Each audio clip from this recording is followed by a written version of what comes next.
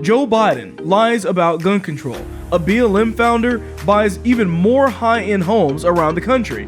And riots break out in Minneapolis over the weekend. I'm William Hall, and this is The William Hall Show.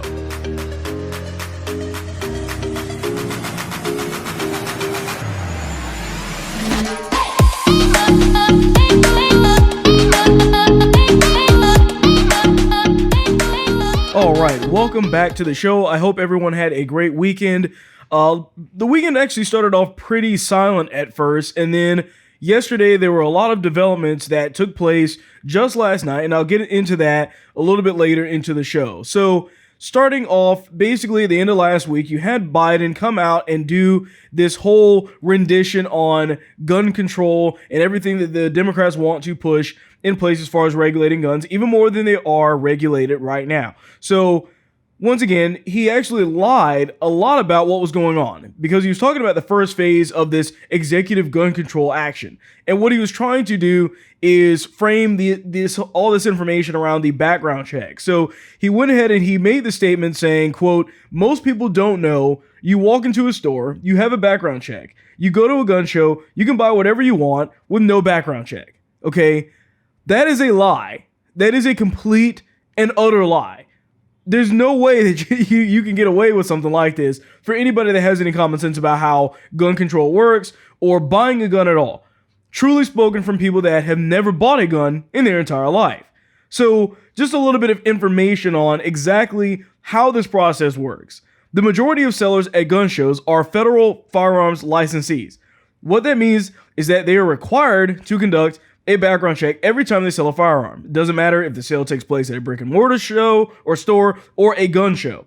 Joe Biden's trying to make it seem like the shows all of a sudden are just some like flea market where you can just go in and come out with a gun. But that's not how that works. So it goes on to say it doesn't matter if the sale takes place at a brick and mortar store or a gun show. A seller has to go through the entire process of purchasing a firearm, which means filling out the ATF 4473 form, which includes information like the person's full name, social security number, driver's license number, the address. The bottom of the form has a number of questioning that are used to determine whether a person is prohibited from owning a firearm in the first place. Being an illegal alien, dishonorably discharged from the military, or drug use are all reasons why somebody would be denied the sale. So once again, all of these things are reasons why you would get flagged in the system for not having a gun, yet Democrats want to continue to pretend as if it doesn't really matter at all. And then there's this extra system called the FFL, which then inputs that information into the National Instant Criminal Background Check System. And then the NICS will tell the FFL whether or not to proceed with the sale. And if there's something in the buyer's past that would prohibit them from being able to buy that firearm, then of course it would come up and they wouldn't be able to get it at all. Now, once again, you have to have a background check in order for these things to happen. And there's also a waiting period. I live in Florida. They're fairly lenient about a lot of the stuff, but still there's a required waiting period unless you have a concealed carry, which requires you to go through this extra step and everything else to actually get the concealed carry. But either way, the point is that that waiting period does not include the weekends either. So if you purchase a gun on Friday or say just over the weekend, there's a very good chance that you might not be able to get that gun until the very next week on Friday or something like that. So those are all of the things that Biden is basically misrepresenting in the gun control argument. And there's plenty more that they're lying about. But to be honest with you, the point is that any more regulation doesn't do any good for anybody. That's really the general point here. So Jen Psaki was asked about this at a press conference, and she pretty much got called out and owned by this question because even she knows, and every other Democrat knows, that Biden is completely lying about all of that. Data and that they could share with you as well, even maybe on their websites. Very good. All right, then following up, the president said a moment ago, quote, "You go to a gun show, you can buy whatever you want, no background check." Is there a special exemption in federal law that he was referring to, or just do FLA dealers not have to do background checks when they're at a gun show? Are you asking me if he was referring? No, it's okay. Were you asking me if he was referring to like a specific circumstance? Or I'm sorry, just tell me a little bit more about your question. I mean, is it the president's belief that you do not have to undergo a background check when you are at a gun show? No, it's not his belief. He believes that background check should be universal. Right. He says no background check. Well, we know what his position is, right? So let me reiterate that, which is that gut background checks are something that should be universal. They're supported by more than 80% of the public. He's supported legislation, advocated for that, and advocated against loopholes as well. So that's his position, and I appreciate you asking for the clarification. Go ahead. One here. I know the DOJ is working on this regulation, sure, and then we're going to have to wait. But with regards... So the point here is that the regulations around purchasing a gun don't go away just because you purchased a gun from a show. That's basically what we're looking at here. The same law still applies regardless of whether you bought it from a store or a show. It doesn't matter. But Democrats, Joe Biden, are going to do everything to try and frame this in a different way. The fact is that Biden has no idea what a firearm really is. I mean, he'll say an assault weapons ban, but define assault weapon, Joe Biden. What does that even mean to you? Because the way that they define it and the reality behind what it actually is are two very, very, very different things. Anything can be an assault weapon because you're using a weapon to assault somebody. That could be a knife. That could be anything. But the way that they frame this is entirely different. They want to demonize every legal gun-owning person in the United States when it doesn't make sense to actually do that. Because they're so busy trying to capitalize on these few instances that take place, which, by the way, the people that are primarily shooting, or at least the most recent shootings, have been people that were non-white, people that happen to be Muslim, that probably were motivated by those things. They want to ignore that part, but still use those incidents to really just hurt the people that actually legally own firearms.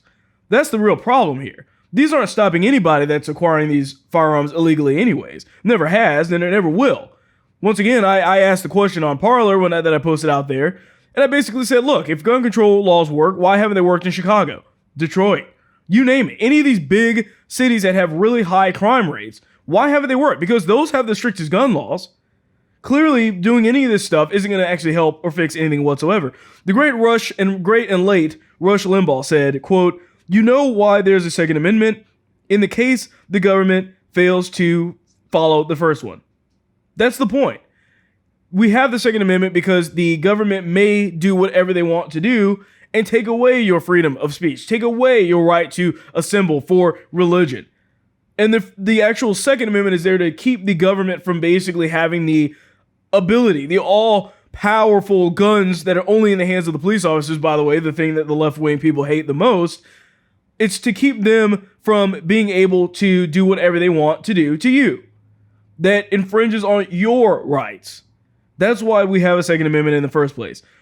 Basically, what this boils down to is that implementing all of these new gun control laws is similar to trying to stop drunk driving accidents by making it harder for sober drivers to actually get a driver's license. That's basically what's going on. You're not hurting the people that are driving drunk. You're hurting the people that are just trying to get a normal everyday driver's license that don't drive drunk. You're hurting the legal owning firearm citizens, the people that have actually gone through the correct processes to get a firearm legally. But you're only exacerbating the issue with people that are getting them illegally anyways. Meanwhile, the police and everyone else in the government, they get to keep their arms, their firearms, they get their actual security teams, they get all of that stuff, but we as the citizens can have our rights infringed on at any given point in time, just waiting for the next crisis. Meanwhile, we get our guns taken away and our rights taken away, and we have no ability to defend what it is that we actually believe in at all. Over the weekend, there was a police-involved shooting that took place, and in light of all of the things that are going on with the Chauvin trial right now, this basically exacerbated it. And you had the BLM crowd once again choosing to riot all over the state of Minnesota. Just absolutely ridiculous. Check this out.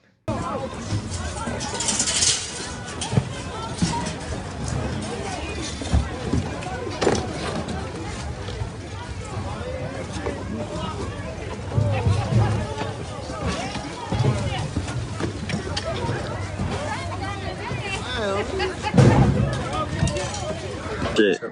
It is going up, man. Oh, look. They're in GameStop. It is Minneapolis for you, man. It's going up. It is going up. Look at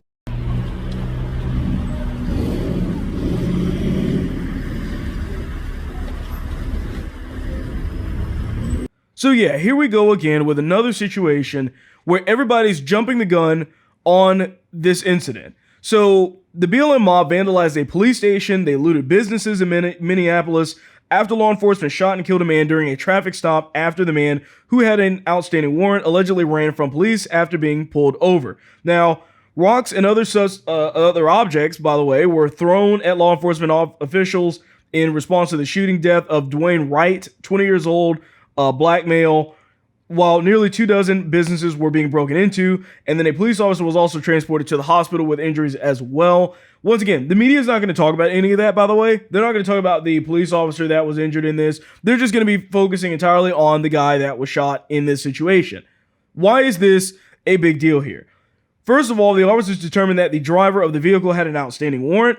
At one point, as officers were attempting to take the driver into custody, the driver re-entered the vehicle. One officer discharged their firearm, striking the driver. The vehicle traveled several blocks before striking another vehicle. And then the officers in pursuit and responding medical personnel attempted life-saving measures, but the person had died at the scene by that point. So there was even a statement as well from the suspect's mother, saying that I guess she was on the phone with him during the incident, and she said that she heard the police actually tell her son, Daunte, don't run. So they instructed him not to run. He obviously got in his vehicle and tried to drive away, and they basically shots were fired at that point. Now, why are we dealing with this? Why is the BLM mob basically destroying the city at this point in time? Well, because they don't care about these details. They don't care at all. That's basically what we're dealing with here. So we had officers that were apparently ordering the crowd of about 500 people, by the way, to disperse as protesters chanted Wright's name, climbed atop the police headquarters sign, by then covered in graffiti. Police used tear gas, flashbangs, rubber bullets on the crowd as well. People were there was literally guys like hurling massive bricks at officers. Not a good look, folks, at all. And so then you had the National Guard troops that arrived just before midnight as looters targeted the Brooklyn Center Walmart, and the nearby shopping mall as well. Several businesses around the Walmart were completely destroyed, including Foot Locker, T-Mobile, GameStop, New York Men's Clothing Store. A lot of this stuff, once again, all of these are in black neighborhoods. And the obvious takeaway from this is that there's never a justification for any of these people to ever be looting, stealing. It doesn't make any sense. And it's absolutely ridiculous at this point. I mean, haven't we learned by now to wait for the details? Why are we still doing this? This literally just happened yesterday. And within, a couple of hours, maybe, even if that, probably within just an hour, you've got 500 people standing around just waiting to destroy everything that's in front of them. We don't even have the details as to the determination of what took place anyways. We don't know if the guy had a gun. We don't know if the suspect had tried to hit the police cars or hit the police with his car. We have no idea if he had a knife on him. What happened? We just have people basically looking at the bare, raw details of the situation and immediately determining what? That it's racist? For what justification do you have? Apparently, the officer that actually fired the weapon was a female police officer. What is happening? That's basically what we're dealing with right now. And of course, this isn't helped by the Derek Chauvin trial that's going on right now, but still. We don't have the details. And yet people are just immediately just running around like idiots. All they needed was just an excuse. Just an excuse to rob the GameStop. An excuse to destroy, by the way, most of these businesses, I guarantee you, are black owned. I guarantee you the general managers of these places are black. And yet they're just destroying everything. For what reason? And you know what? And getting away with it. Keep in mind, let's harken back a little bit to what happened on January 6th. Do you remember all of that? At the Capitol, you had them basically saying, oh, if it was a bunch of black people there, we would have known that would have been shut down within 2 seconds. Explain this. Because this is exactly what we told you was going on last year. Explain this. Tell me why it is that all of these people can literally loot the Walmart, the GameStop, steal all this stuff. I mean, you see the clips here, if you're watching on video. You have them jumping on top of the windows of these cop cars, just busting in the windows, attempting to throw bricks at cops and police officers, and all you're getting is a rubber bullet? Please tell me more about how January 6th would have been so different if it were black people. That doesn't make sense at all. And you have this situation where, once again, we don't know the details. We just don't. There's no justification regardless of what the details were, but it's crazy that these people just immediately go out there and do this type of stuff. Behave in illegal activities just because they can. There's no justification for this whatsoever. And it just goes to show that the BLM mob, they don't care about the details. They don't care if this cop was racist or not. They saw that all they needed was a white cop, a black guy, and that's it. That is enough for them to just immediately break into all the businesses that they can, to destroy property, to graffiti everything around the city, to destroy their own neighborhood. That's all the justification they need. They don't care whether the guy actually had a knife on him, whether he had a gun on him, whether he tried to shoot at or return fire to the cops at first. We don't know. We have no idea if he's tried to use the vehicle to run over the cops. None of that information. And that's all they need to do this. They don't care if they're racist or not. They're just going to say it is. That's all they need. And the media is probably just as complicit in this because they're just going to go along with it. They're not going to question the situation of what actually took place.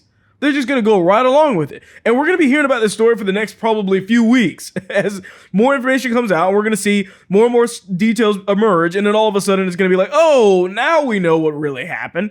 But does it matter when those businesses that are in the area already got destroyed as it is? It's just absolutely ridiculous.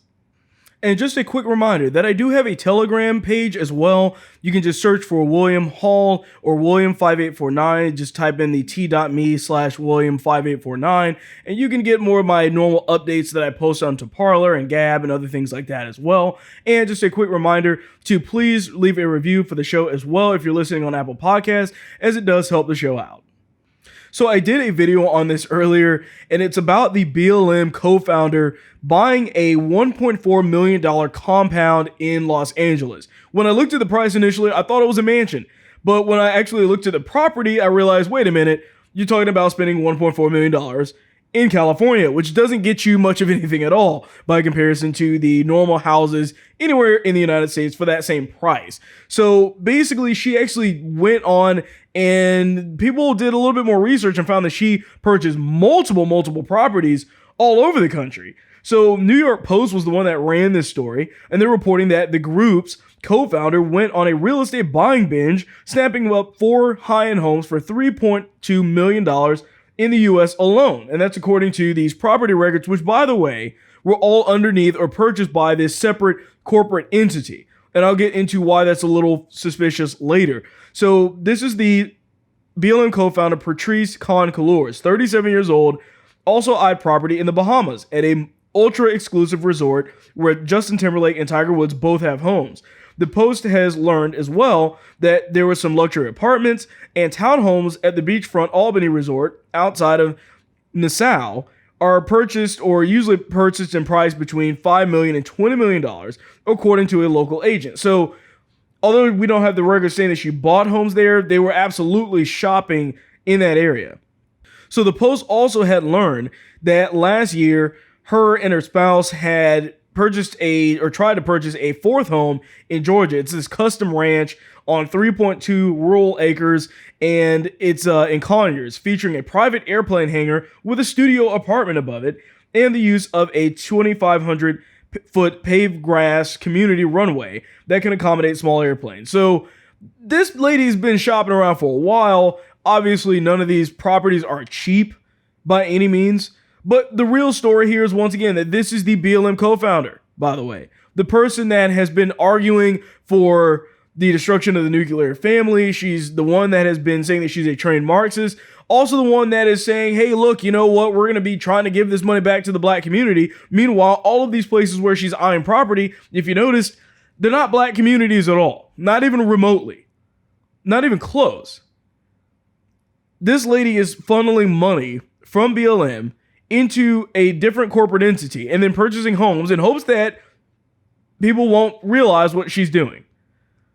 That's really the key here, is that, like I said, this was all purchased and sold to a corporate entity, which means that she obviously was not wanting to use her own personal funds, which means that she might be involved in some type of tax income avoidance scheme or simply attempting to just hide how much money she's spending on these different homes and how much money she's funneling out of the BLM fund.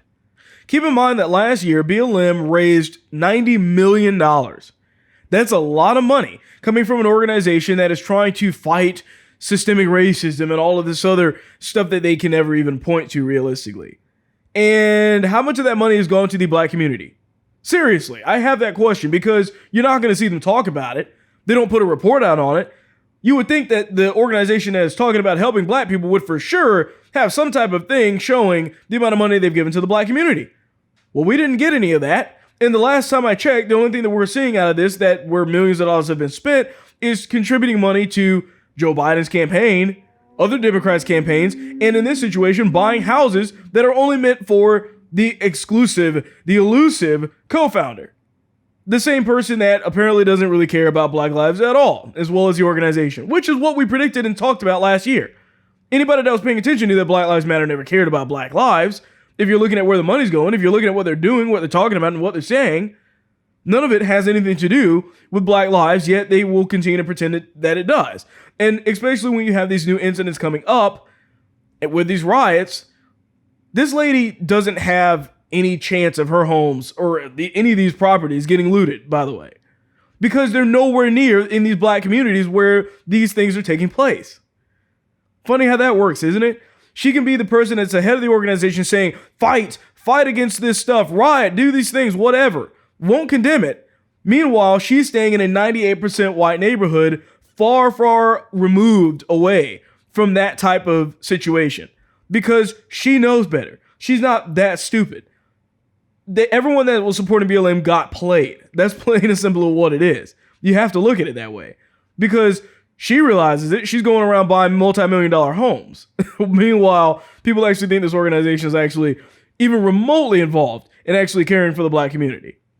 So there was a guest on MSNBC, and they were talking about the Chauvin jurors. And basically, this guy already has made up his decision about how he's going to view the jurors and everything. But then we have to think about the jury.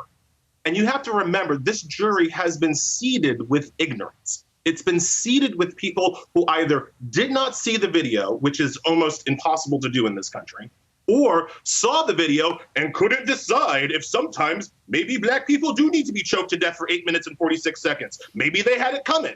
So those are the people that we're talking to here. It's not talking to me. It's not trying to convince you. That ship sailed long ago, right? They're trying to convince 12 people that have been picked specifically for not knowing things.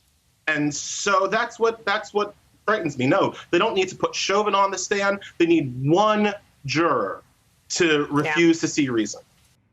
And by the way, this guy is going to have no consequences for saying this stuff at all, which is already ridiculous. But let's keep in mind, this does nothing but actually puts more pressure on the jury that is trying to make an informed decision, which I don't even think at this point is even possible. I really don't. This whole trial is a waste of time, basically. But people saying stuff like this, already making judgments before they've even done anything, tells you everything you need to know about what's going on. And we even have a new report that came out just today saying that an attorney reveals that one of Derek Chauvin's jurors is a resident of the Brooklyn Center, which was hit by riots and looting last night. So they're asking the court to re-question jurors about the new incident. So already you now have a situation where the jurors are very well probably going to be informed about what just took place yesterday in Minneapolis involving another shooting, involving the riots that took place. And do you think that that's not going to in some way affect how they're going to rule in this situation? These people are going to get doxxed. They're going to have their lives ruined if any of this doesn't go the exact way the BLM wants it to go. Plain and simple. And now we have more facts that are emerging in this entire Derek Chauvin trial in the first place, showing a very different picture of what's actually happening and what the mainstream media is reporting. So there's a few things that are going on that are very significant problems that are being ignored or misrepresented by the mainstream media. The first one is the actual cause of death. The second being whether Chauvin actually caused the death. And the third being whether the force used by Chauvin was unlawful. And for many other situations, it's also considering Chauvin's intent. What was the evidence behind all of these situations? Because that needs to be taken into consideration, obviously. So the people who only read the mainstream media coverage of the case are ignorant of all of these issues. They have no idea what's going on. Because many of them probably don't care, sure. But I think also many of them are just legitimately misinformed about what's going on. So there was this article from the Washington Post, and they put this up here saying, And the title of it is, quote, Chauvin's attorney argues Floyd saying "I can't breathe" was a form of resisting arrest. Okay, except that entire title is completely false. So that's not what Chauvin's attorney said in the questioning of the MPD officer of the use of force trainer. So as the article in the text basically says, if you go down in the article further, it says that the context was testimony elicited that officers need to consider a person's other actions in judging whether a suspect saying "I can't breathe" is legitimate, and that if the suspect is otherwise actively resisting arrest. If they're doing that, and you can determine that they are not telling the truth, maybe based on other situations where they didn't tell the truth, like George Floyd talking about his mother, which had died, then the statement could be considered as not credible.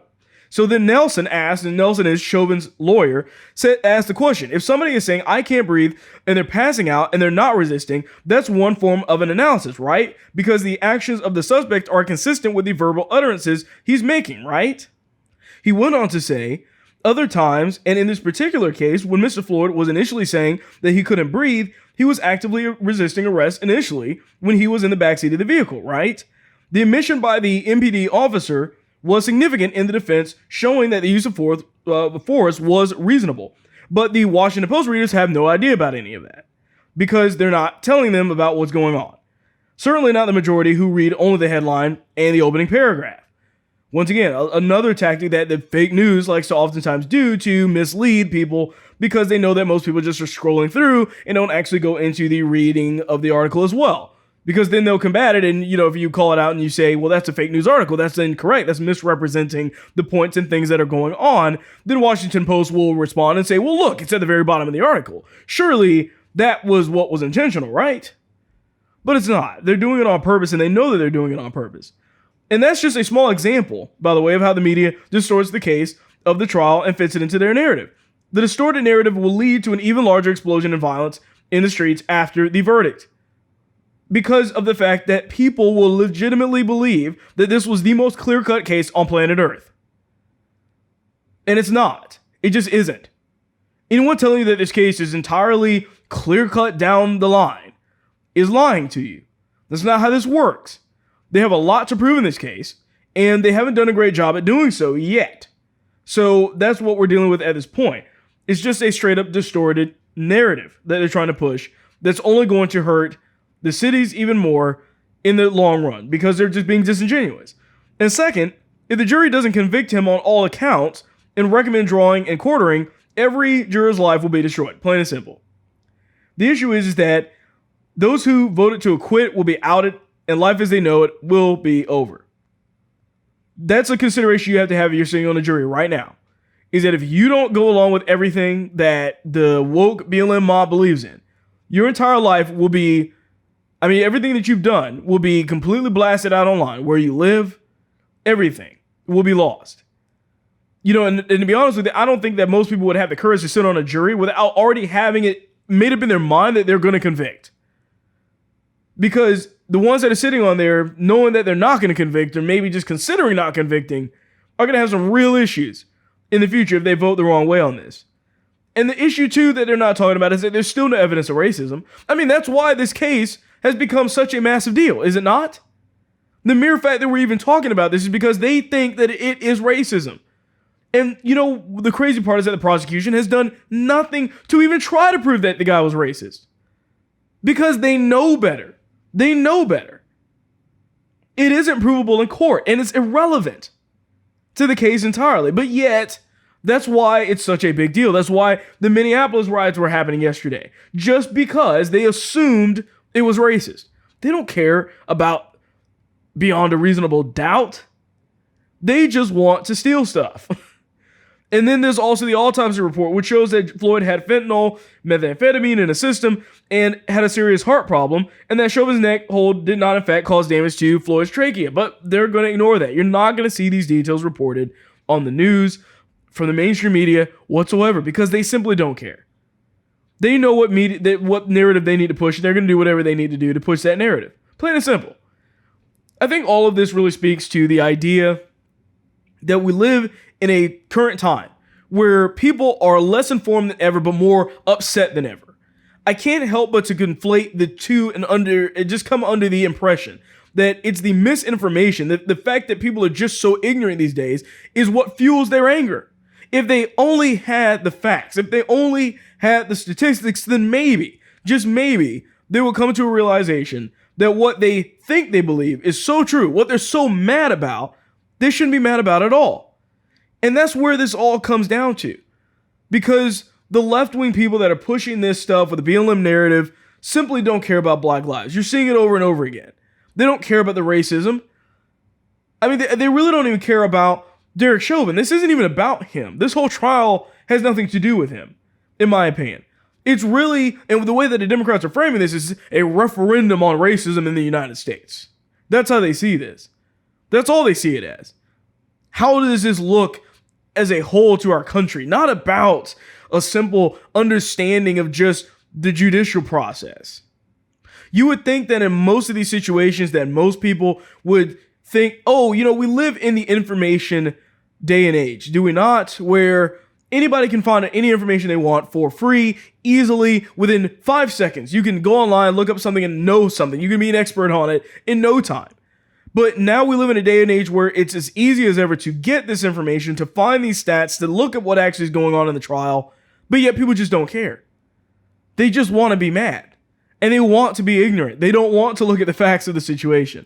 So that's where we're at today. And I hope that at some point we can get people more informed overall, in general. Because the more informed Americans are, the less likely we are to slip into stupid decisions of having people looting and stealing things like just complete animals. That's what it is. That's what that behavior is. It can't be anything else other than that. It's unacceptable. All they're doing is fueling more racism because people are looking at this stuff that's happening and they're saying, man, every time something bad happens to a black guy, regardless of whether he, whether it was justified or not, these people are going out there literally destroying my business, destroying cities, destroying everything. Maybe black people just get upset at stupid stuff and just like to destroy cities and steal things. That's right there. The racism you're trying to stop is what you're basically exacerbating by doing this. But they don't get that at all. They never have, and they probably never will. We can only hope that they do. But ultimately, it just comes down to the fact that people just have no idea what's going on in this country. They don't know any of the facts of the case, and they don't care about the facts. They just want to be upset, and they'll do whatever it takes to be upset and to continue to be upset. But with that being said, I thank you for watching the show or listening to the show, and I will see you on the next one. You just watched an episode from The William Hall Show. Please remember to like, share, and subscribe.